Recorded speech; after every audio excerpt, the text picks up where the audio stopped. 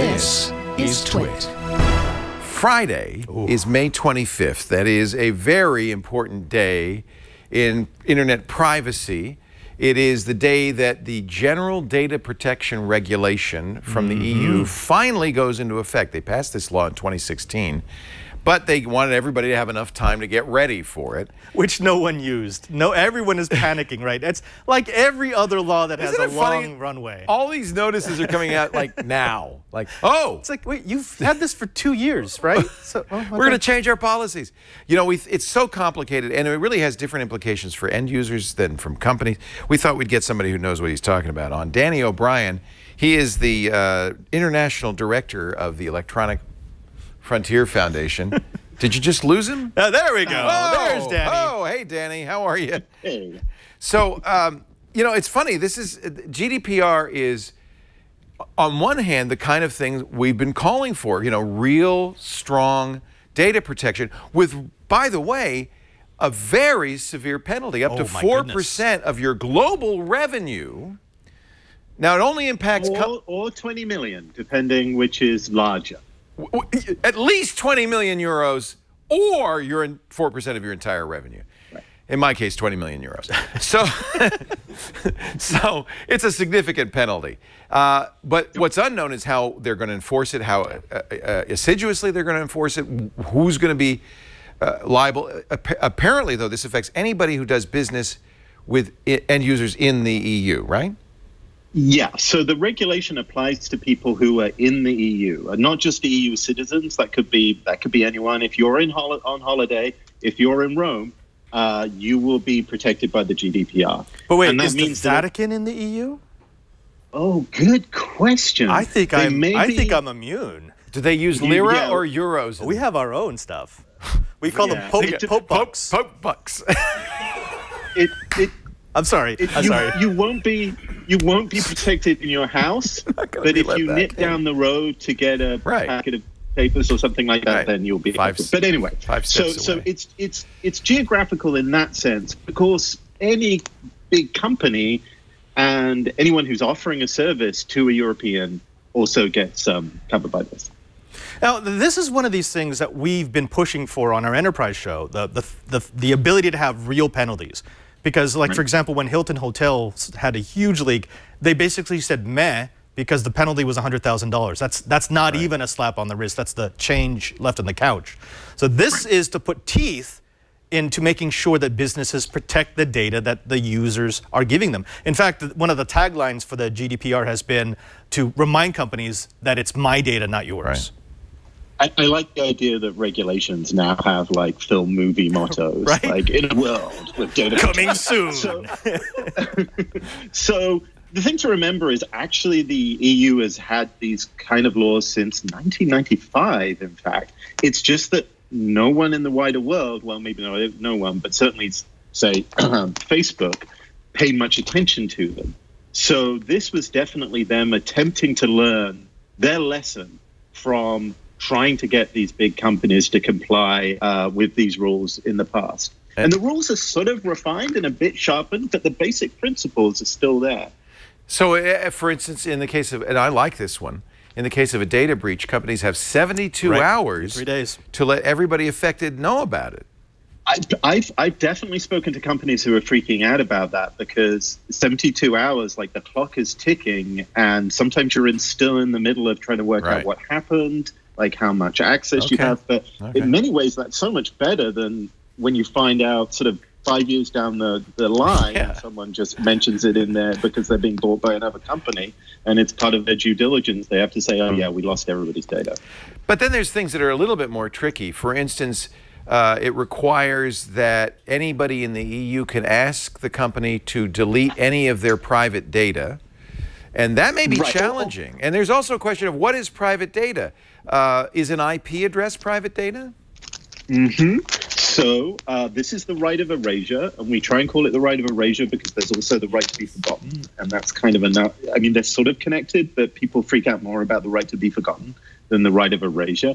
And yes, this does give you the capability to go in. First of all, you can get to see the data that people have got on you. And so already Facebook's implemented that. That's actually kind of cool. Right. You could download all your Facebook data. That's great. And also you can go, if you go to Twitter's profile these days, you can go onto that and you can see not only what they sort of know about you in terms of your where you are, if you turned on location data, that kind of thing, but also what advertisers think you like, which is super interesting. And the funny thing about this is that you immediately look through it. It thought that I really liked a particular brand of skin lotion, and I don't know whether you can see here, but that's not my thing. You might like it, but you don't use it. and I went there to click that off, and I went, oh, this is interesting because this is a GDPR power. I now have to correct that. But of course, like, this is great for advertisers. So maybe this will turn out to be good for even the people who are most freaking out. Yeah, because they don't want to waste money advertising skin lotion to you. Well, I don't know. I mean, it's some improvement. But the important thing here is that I know a lot of technical people are freaking out because, right of erasure is hard. Like, if you're doing backups, right? Or, hey, and I'm going to say the word, so I probably need to be forgiven here. If you're using the blockchain, then you can't. That's permanent. Yep. Like, how can you delete what's going on? And those sort of questions are going to be sorted out by the regulators and in the European courts, I think, in the next few months and even years. Like, what does it mean to really accurately erase something? I have to think about this as the owner of TWiT.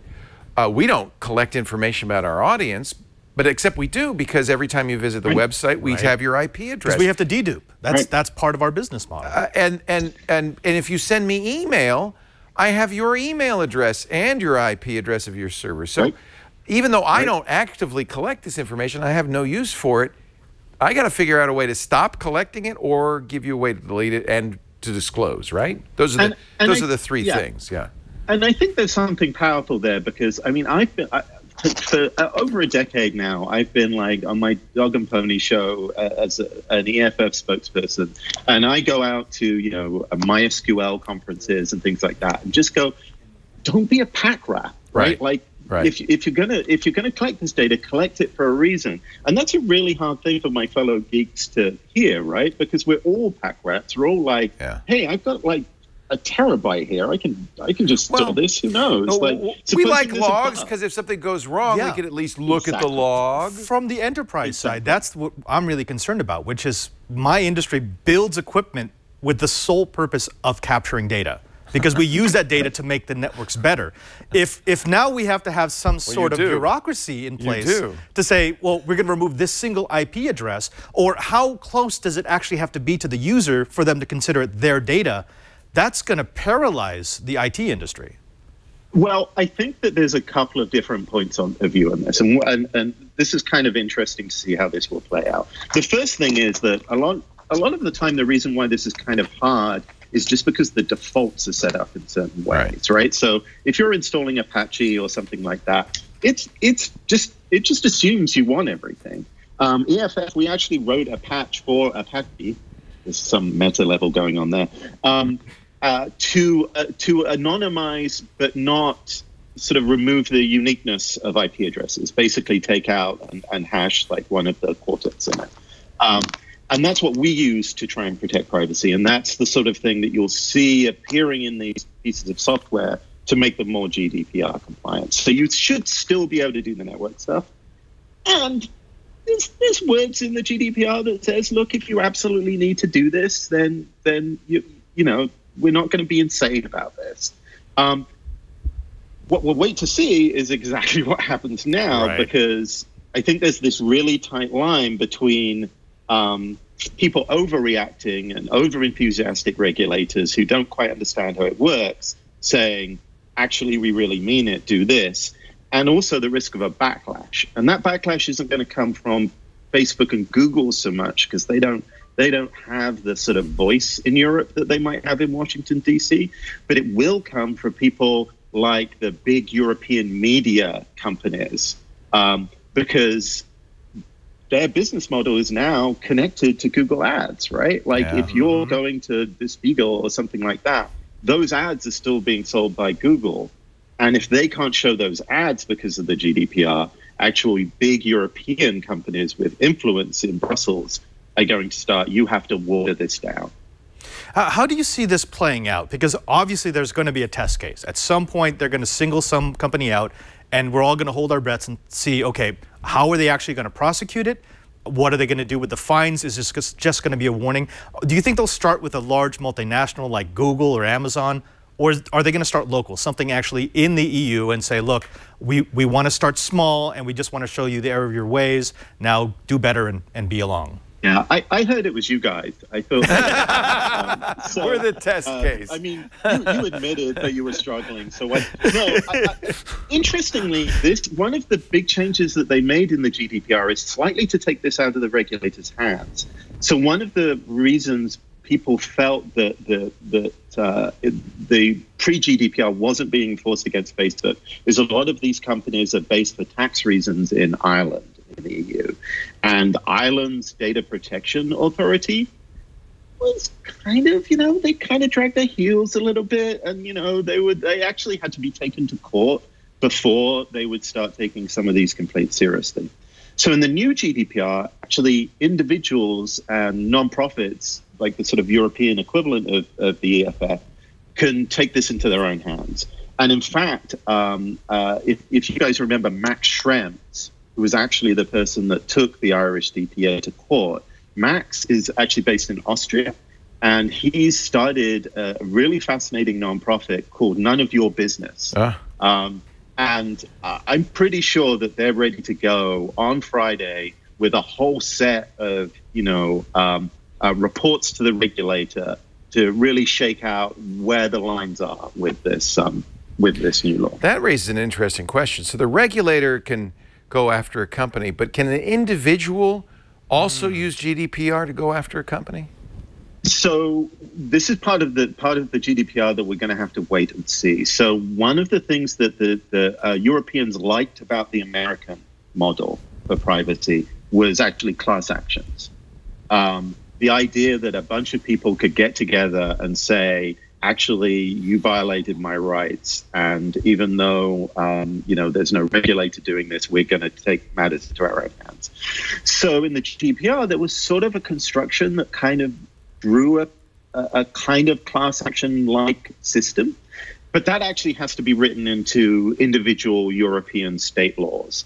And what that might mean is that somewhere in Austria, the Austrian state might be a better place to launch these lawsuits than, say, Italy, that might decide to go against that. So part of what's going on here is we're going to see all the different European states, all of whom have very different ideas about privacy. In Britain, you have people just, having CCTV cameras sticking out of their top hats or bowlers or whatever. That's what they were wearing when I left. Yeah.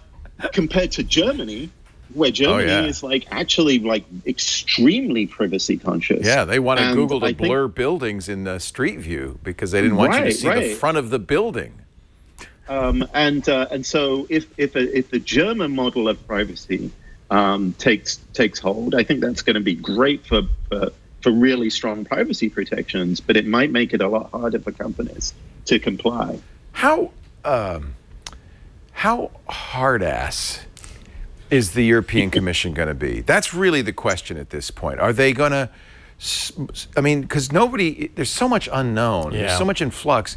Are they going to really enforce this to the T, or are they going to gradually go into it and give companies a chance to think about it and learn and say, oh, yeah, okay. Like if for instance, if I showed goodwill, I know they're not going to go after me, but if let's say I'd be a subject. If I showed the goodwill, like I'm trying to do something, but I didn't do it perfectly, are they going to be understanding? It's interesting you should say the European Commission, because one of the dynamics here is that the EU is a pretty young multi-state.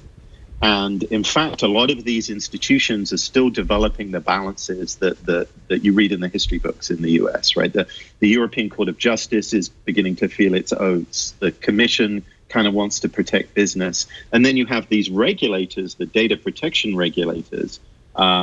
and they're like Thanos right now, right? They've just got like Margareta Vestager, who is in charge of this, seems to be very adamant about all of this. Absolutely. We've been linking to articles, and those articles, like, read like we wrote them, they've got this, like, you guys better watch out. I think what's going to happen, I do think that the regulators do have a tendency in the EU, in this situation historically, of going, look, we understand, like, you weren't like setting out to do something egregious here. Right. And also, I do think there's a chance that if this really does bite into companies and also open source developers, right? Like, because they're also trying to think this through.